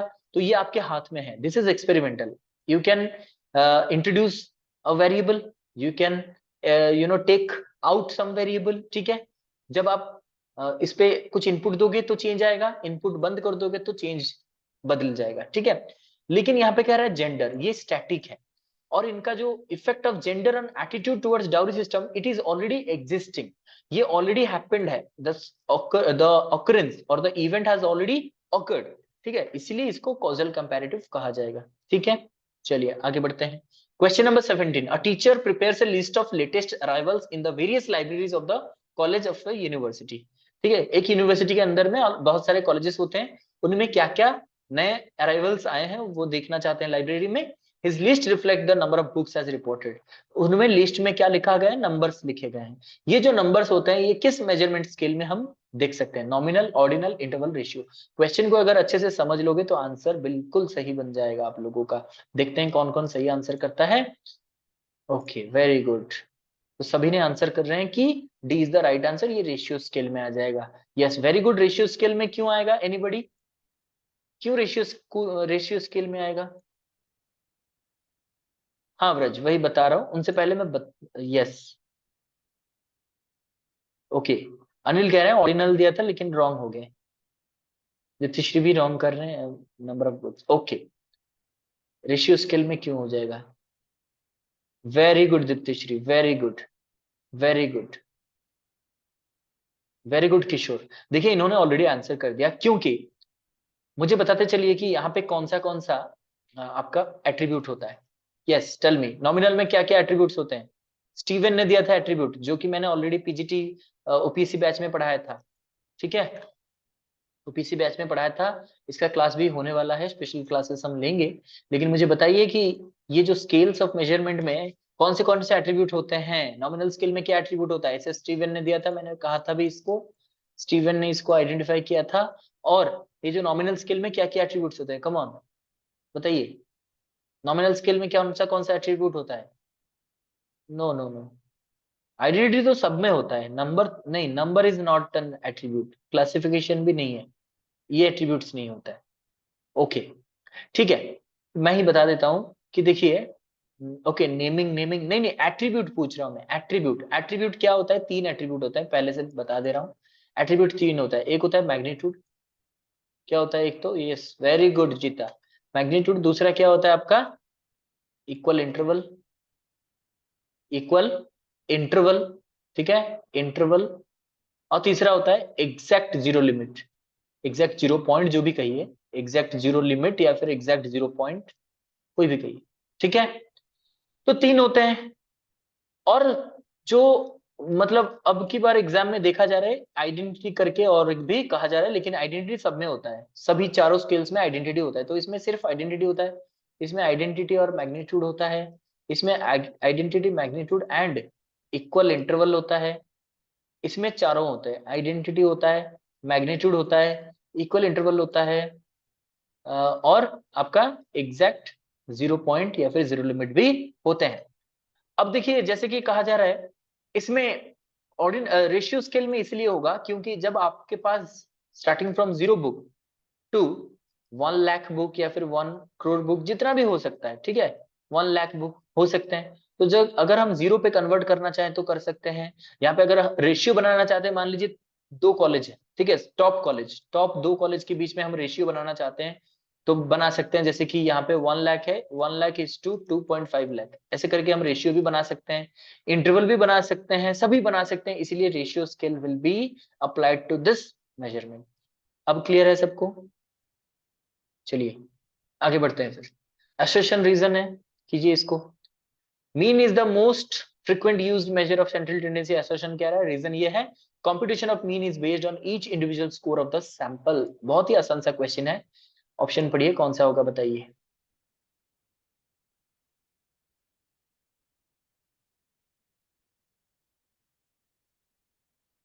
व्रत check your answer, answer check कीजिए यहाँ पे।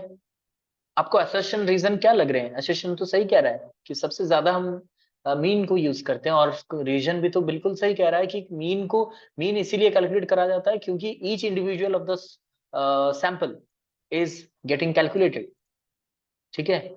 स्टैटिस्टिक्स में भी पढ़ाया गया था आप लोगों को कि मीन को सबसे ज्यादा स्टेबल माना जाता है। Mean is the stable measure of central tendency, stable measure of central tendency, ठीक है। क्यों? क्योंकि अगर किसी भी इंडिविजुअल का स्कोर, मान लीजिए किसी का 88 स्कोर था, अगर उसका 90 बन जाता है तो मीन में चेंज दिखाई देगा, तो इस पे हम भरोसा कर सकते हैं। तो computation of the mean is based on each individual score then, क्योंकि यहाँ पे किसी एक का भी अगर 2 मार्क भी चेंज हो रहा है तो मीन चेंज हो जाएगा। तो definitely it depends on the entire sample, मतलब हर एक इंडिविजुअल को ये कलेक्ट कर रहा है, तो definitely both A and R true and R is the correct explanation of A, ठीक है। ओके वेरी गुड, कोई बात नहीं, चलते हैं आगे बढ़ते हैं। Question number 19, reliability coefficient can not be negative. Assertion कह रहा है, रीजन कह रहा है, reliability is based on the correlation of the test with itself. क्योंकि रिलायबिलिटी जो है वो मतलब कोरिलेशन पे आधारित है, तो इसीलिए ये कभी नेगेटिव नहीं होगा। ये क्या सही है कि गलत है? Yes very good. रिलायबिलिटी कितना रिलायबल है, रिलायबिलिटी कोएफिशिएंट निकाल रहे हैं। कोएफिशिएंट मतलब आपको पता है, correlation coefficient can not be negative.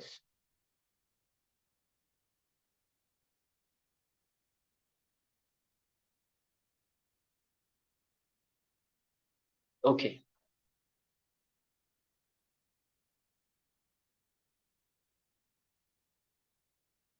Okay ठीक है, रिलायबिलिटी कोएफिशिएंट कह रहा है तो रिलायबिलिटी कोएफिशिएंट नेगेटिव नहीं हो सकता। Reliability is based on correlation of the test, यहाँ पे कोरिलेशन कह रहा है तो यहाँ पे कोएफिशिएंट कभी भी नेगेटिव नहीं होगा। तो both R correct and R is the correct explanation of A. चलिए क्वेश्चन नंबर 20 पे चलते हैं। Researcher constructed a test in which items required students to answer some abstract concept to Newton's law of motion.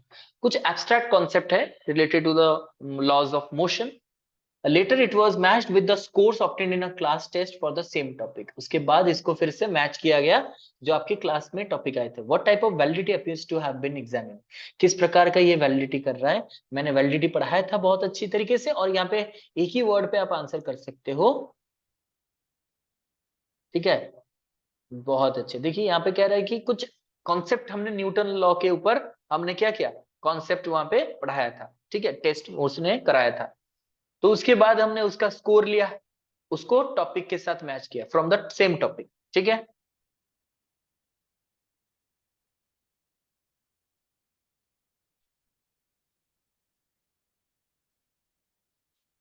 Ishani कह रहे but sir last में तो compare किया जा रहा है, तो कंकरेंट क्यों नहीं होगा। अच्छा, कंकरेंट तभी होता है ना ईशानी, जब ये एक मतलब ट्रेंड होता है। कंकरेंट क्या होता है, एक ट्रेंड होता है। मतलब कि जैसे जैसे आप आगे आगे बढ़ोगे उतना ज्यादा आपका कंपैरिजन होता चलेगा, और आपका जो रिलायबिलिटी स्कोर है, यानी कि दोनों का स्कोर जो है कंकरेंट होता।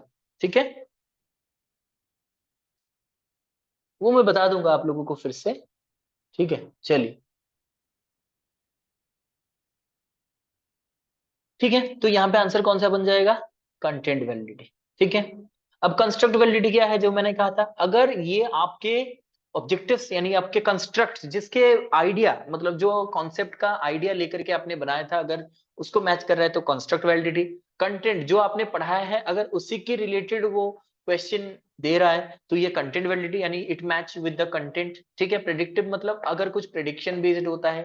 ठीक है, मतलब प्रेडिक्शन बेस्ड मतलब जैसे कि मैंने कहा कि परफॉर्मेंस प्रिडिक्शन कर सकते हो।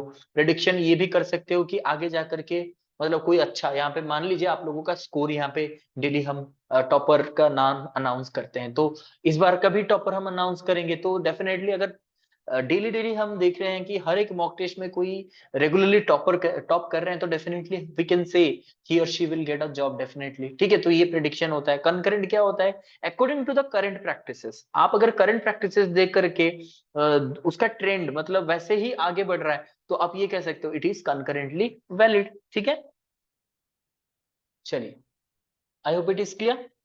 आगे बढ़ेंगे। क्वेश्चन नंबर 21 बहुत इंपॉर्टेंट क्वेश्चन है। सेम फॉर्मूला यूज होगा यहाँ पे। On a test with mean of 110, standard deviation of 10, an individual score with 140 will have a Z score of. वही जेड स्कोर पूछ रहा है 25 10 5 3। कौन सा होगा आंसर, ये बताइए। बहुत ही इजी सा क्वेश्चन, वही सेम आपका फॉर्मूला रहेगा। तो यहाँ पे मतलब आपको कुछ करने की जरूरत नहीं है। 140 माइनस 110 डिवाइडेड बाय 10, तो यहाँ पे 3 आ जाएगा आंसर। ठीक है, ओके चलिए। तो यहाँ पे हम क्या करेंगे, z स्कोर कैसे निकालेंगे, z is equal to X minus M divided by standard deviation. ठीक है, x कितना था, 140 था, माइनस 110 डिवाइडेड बाय 10, तो यहाँ पे आ गया 30 डिवाइडेड बाय 10, तो क्या बन गया 3। ठीक है, 3 निकल गया आगे। ठीक है, चलिए आगे बढ़ते हैं। If the majority of students score low marks in a test, then the distribution would be, अगर majority of student low score करते हैं तो उस distribution को क्या कहेंगे, positively skewed, negatively skewed, symmetrical और bimodal, क्या कहेंगे। Majority of the student have scored low marks। मुझे और एक चीज जाननी है अपने से कि ये जो स्टूडेंट्स स्कोर किए हैं, मतलब बहुत सारे स्टूडेंट्स नेगेटिव स्कोर किए हैं, माने कि लो स्कोर किए हैं, तो आप बताइए टेस्ट वाज डिफिकल्ट और इजी। ये क्वेश्चन भी पूछता है बार बार, पूछता है कि टेस्ट डिफिकल्ट था या इजी था। यस, वेरी गुड, क्योंकि आंसर मैंने जो क्वेश्चन दिया है इसमें क्वेश्चन जरूर बनेगा।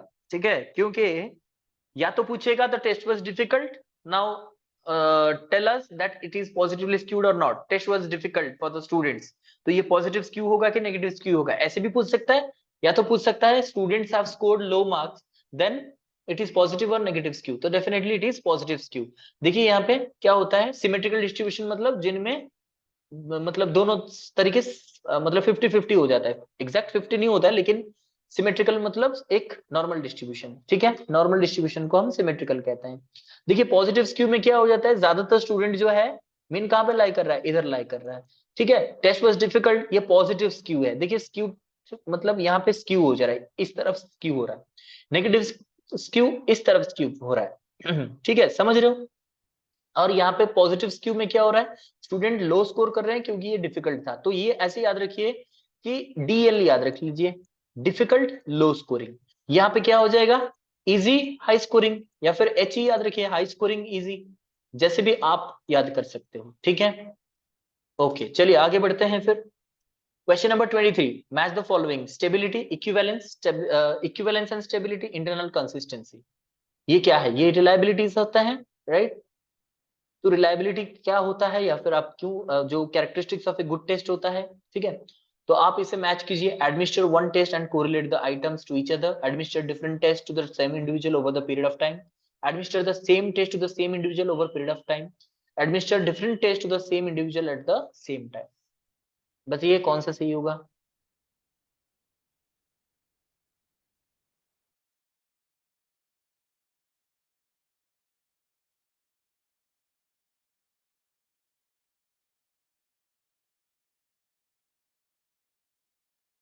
I can say different answers, अलग अलग बिल्कुल आंसर आ रहे हैं। Keep answering.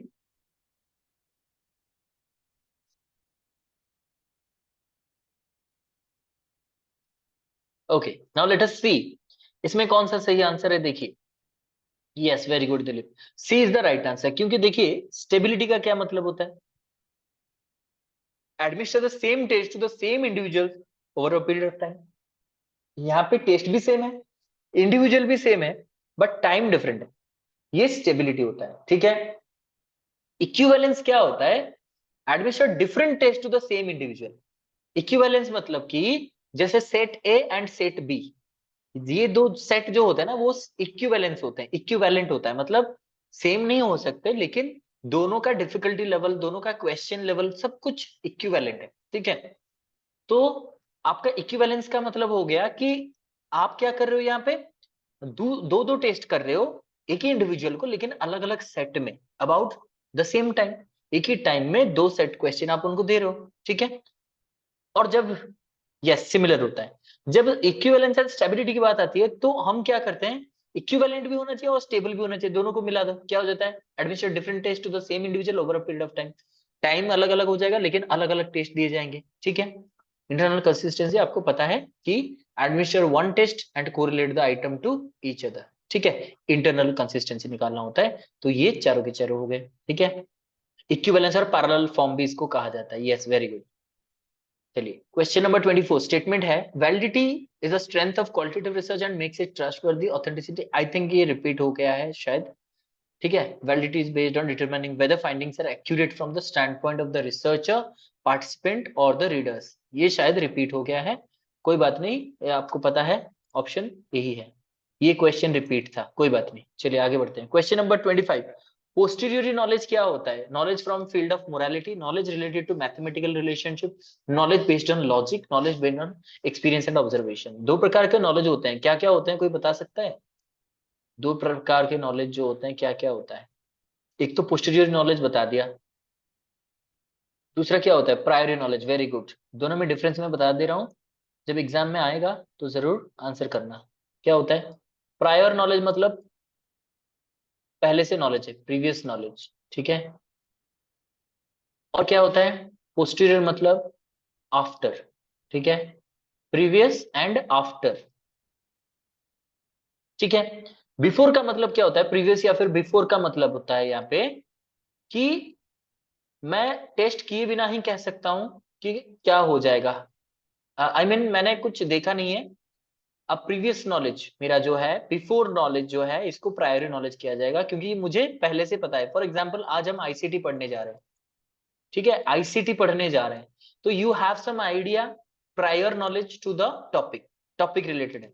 ठीक है, पोस्टीरियर नॉलेज क्या होता है कि मेरा क्या हो जाता है कि से फॉर एग्जाम्पल मैंने कुछ एक्टिविटीज किए, मैंने आज से फॉर एग्जाम्पल मैंने ड्राइविंग सीखा, उसके बाद मैंने गाड़ी चलाया। ठीक है, मैंने ड्राइव किया, तो that is posterior knowledge, out of something we have learn something. ठीक है, और रियलिज्म इस पे बिलीव करता है, यस एलिजा, क्योंकि जब हम एक्सपीरियंस करेंगे, ऑब्जर्व करेंगे, तभी हमें कुछ नॉलेज मिलेगा। जब हम एक्सपीरियंस नहीं करेंगे, मतलब कुछ करोगे तब कुछ सीखोगे, मतलब action first learning second, action पहले करोगे तभी लर्निंग होगा। ये पोस्टीरियर नॉलेज है। Knowledge is gained post your experience, post your observation. ठीक है, ओके चलिए क्वेश्चन नंबर, ये हो गया D answer. Then question number 26 पे चलते हैं। Which of the following is the most accurate description of a parameter. मैंने कहा था पैरामीटर एंड स्टैटिस्टिक क्या होता है। A selection of small group that is representative of the population, a value based on sample statistic for the population for which the sample is drawn, measure based on observation of the characteristics of a sample, calculated estimation about what to expect from the experiment। क्या होता है parameter? चलिए keep answering. Tripti, check your answer again. Okay,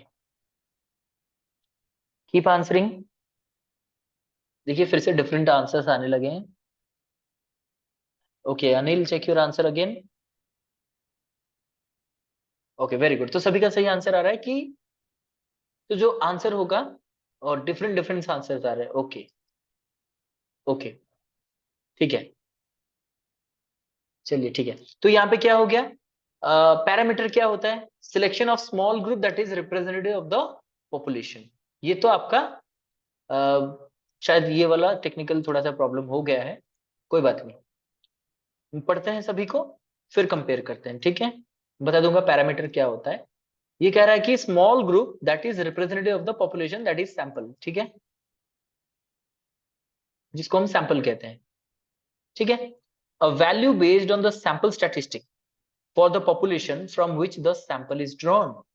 मतलब कि एक value है जो कि सैंपल स्टैटिस्टिक पर आधारित है, for the population from which the sample is drawn, जहां से हमने सैंपल ड्रॉ किया था। यस, सैंपल होगा तो स्टैटिस्टिक, पैरामीटर होगा पॉपुलेशन के साथ। A measure based on observation of the characteristics of sample, मतलब कि ये एक मेजर है जो कि observation of the characteristics of a sample, मतलब सैंपल को हम ऑब्जर्व करके ये कह रहे हैं कि, यस, तो हम लोग ये कह रहे हैं कि जब हम कोई कैरेक्टरिस्टिक ड्रॉ करते हैं, फॉर एग्जाम्पल सैंपल का कोई कैरेक्टरिस्टिक हम एक्सप्लेन करना चाहते हैं, उसको हम क्या कहते हैं? पैरामीटर। और लास्ट में कहा जा रहा है कि अगर जो हम एस्टिमेशन निकाल रहे हैं, calculated estimation about what to expect from the experiment, experiment से हम क्या एक्सपेक्ट कर रहे हैं, मतलब कि what do we expect from the experiment. अगर मान लीजिए कोई एक्सपेरिमेंट हमने किया है तो इससे हम क्या एक्सपेक्ट कर रहे हैं। ठीक है, क्लियर? तो देखिए यहाँ पे बेसिकली ऑप्शन ए दिखा रहा है, लेकिन ये ऑप्शन बी हो जाएगा राइट आंसर। ठीक है, क्योंकि यहाँ पे मोस्ट एक्यूरेट डिस्क्रिप्शन पूछ रहा है पैरामीटर का। तो मैंने क्या कहा था, अगर सैंपल का डेटा जो है उसको कैलकुलेट कर रहा है, इसको स्टैटिस्टिक कहा जाएगा, स्टैटिस्टिक कहा जाएगा। और अगर ये पॉपुलेशन का डेटा जो है उसको कैलकुलेट कर रहा है तो इसको पैरामीटर कहा जाएगा। ठीक है, क्या कहा जाएगा? पैरामीटर। ठीक है, समझ रहे हो? Okay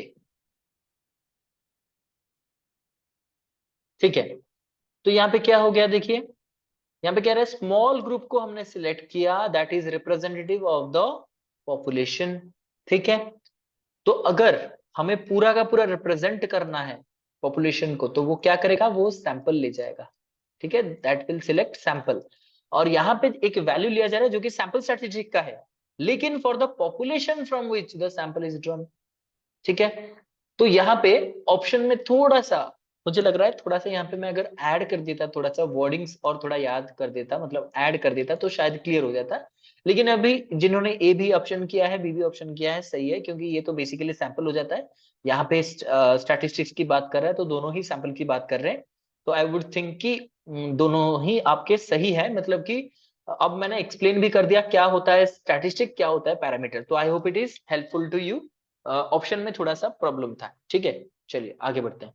question number 27, match the following में पूछ रहा है experimental method, ethnography method, survey method, historical method. मतलब जो हमें डेटा कहाँ से मिल सकता है? आर्काइव से, क्वेश्चनर से, इंडिपेंडेंट वेरिएबल, नेटिव कैटेगरी, मेथोडोलॉजिस्ट। क्या होता है इनमें से? कैरेक्टरिस्टिक पूछ रहा है। ठीक, ओके चलते हैं। वेरी गुड, चलिए इसमें ये बहुत आसान था, आई थिंक सभी का सही आंसर आ रहा है।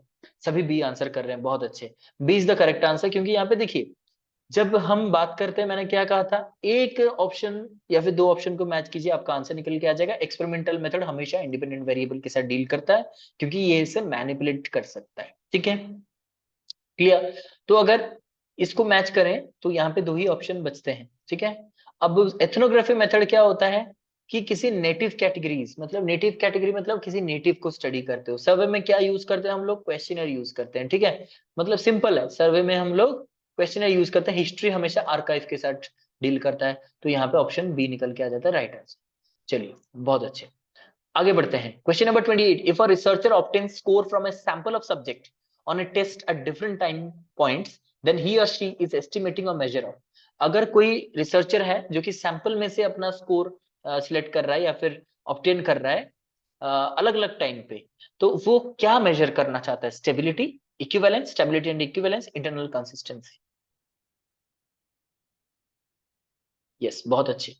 अलग अलग टाइम पे same population, I mean same sample से वो डेटा स्कोर, जो टेस्ट स्कोर ऑब्टेन कर रहा है, क्या कहेंगे इसको? वेरी गुड, सबका सही आंसर आ रहा है।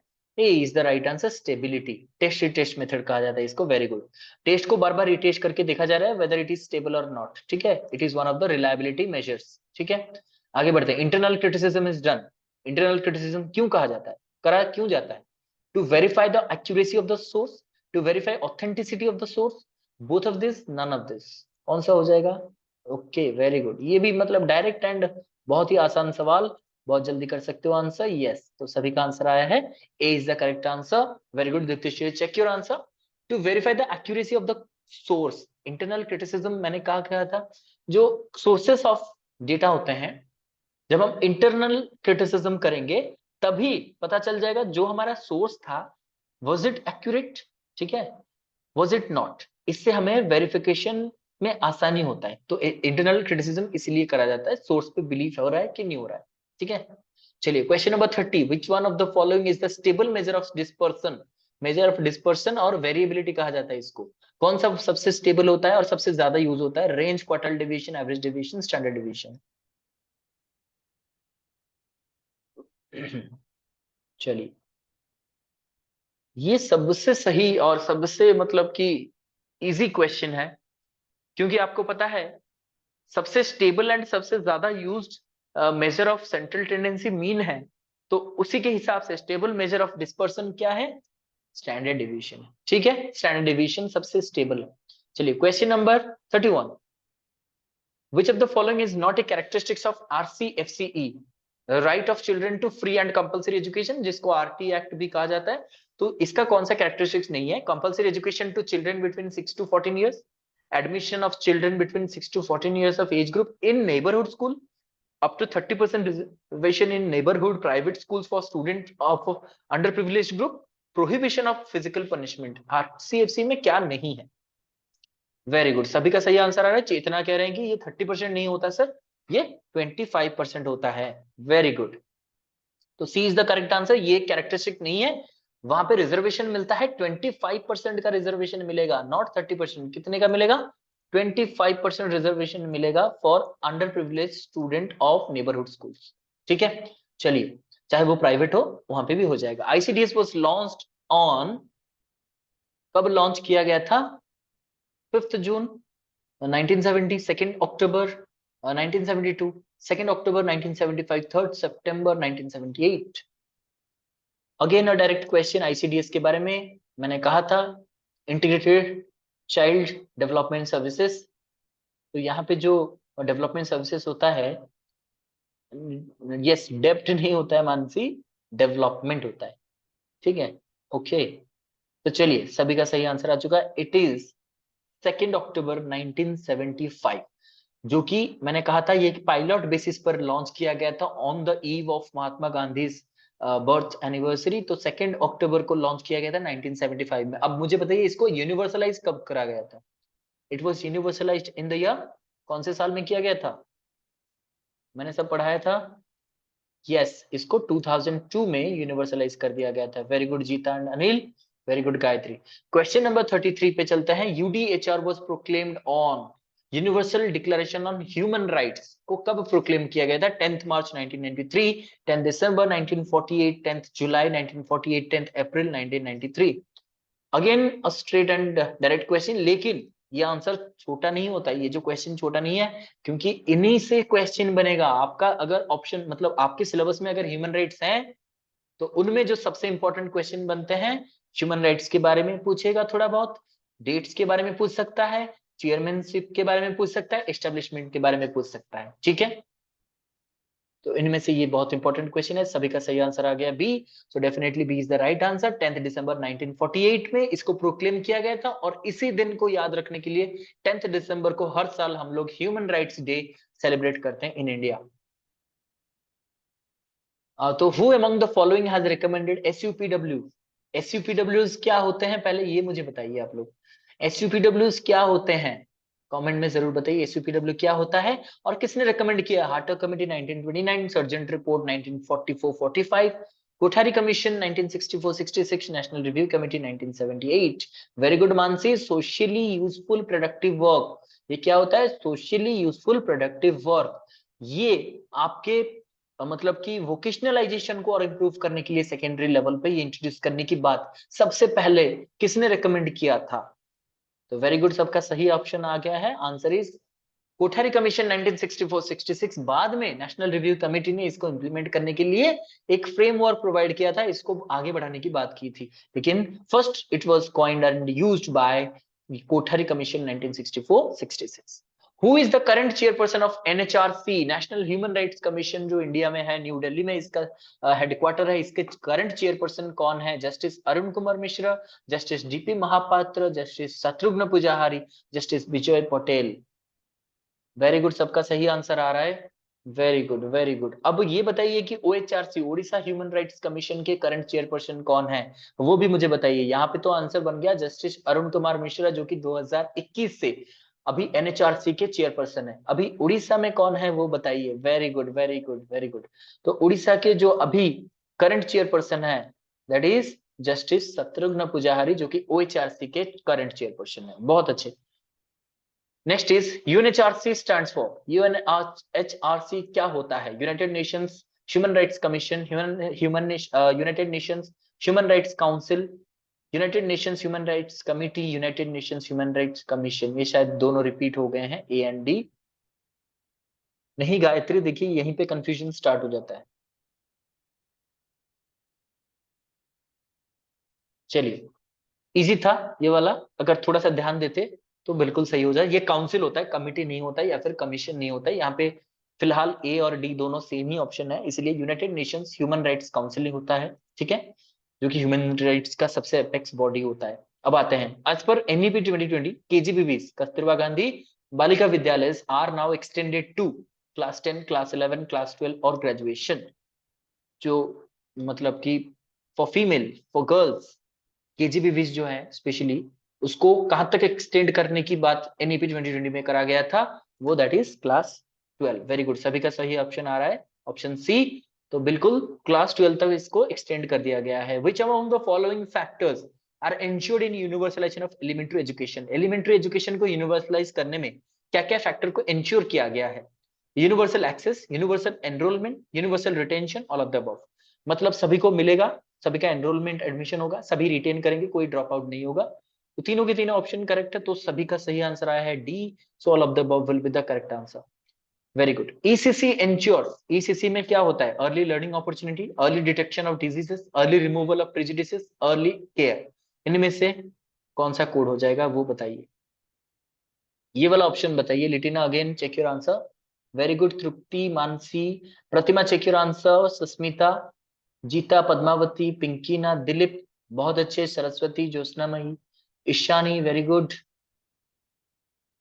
Keep answering. प्रतिमा, बहुत अच्छे, व्रज, दीप्तिश्री, बहुत अच्छे, ओके, संतोष, लिटिना, बहुत अच्छे, वेरी गुड लिपा। तो इसका आंसर हो जाएगा बी।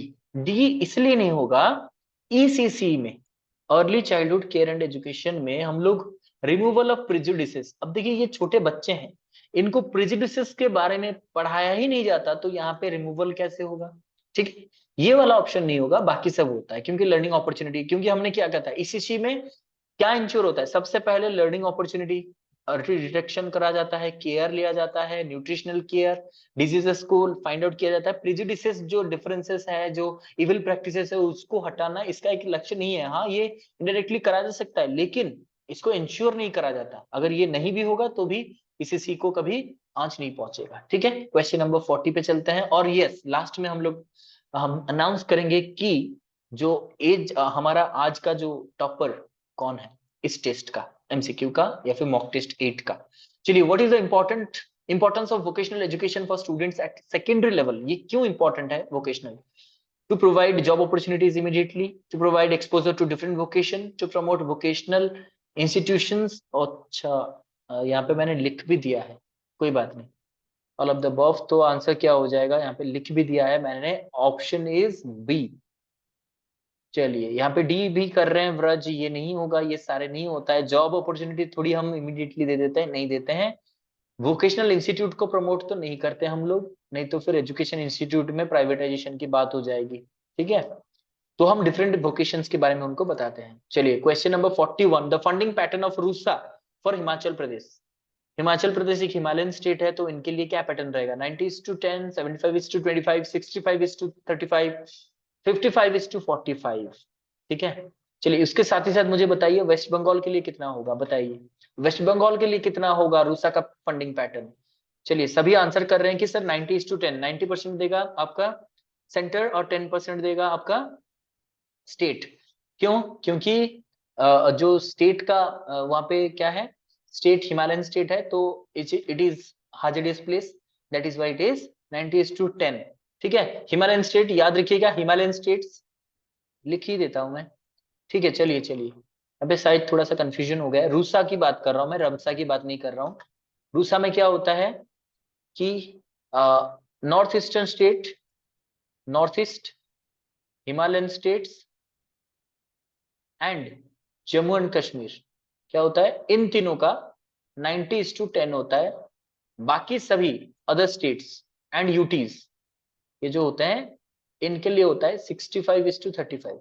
याद रखिएगा इसको, ठीक है, 65:35।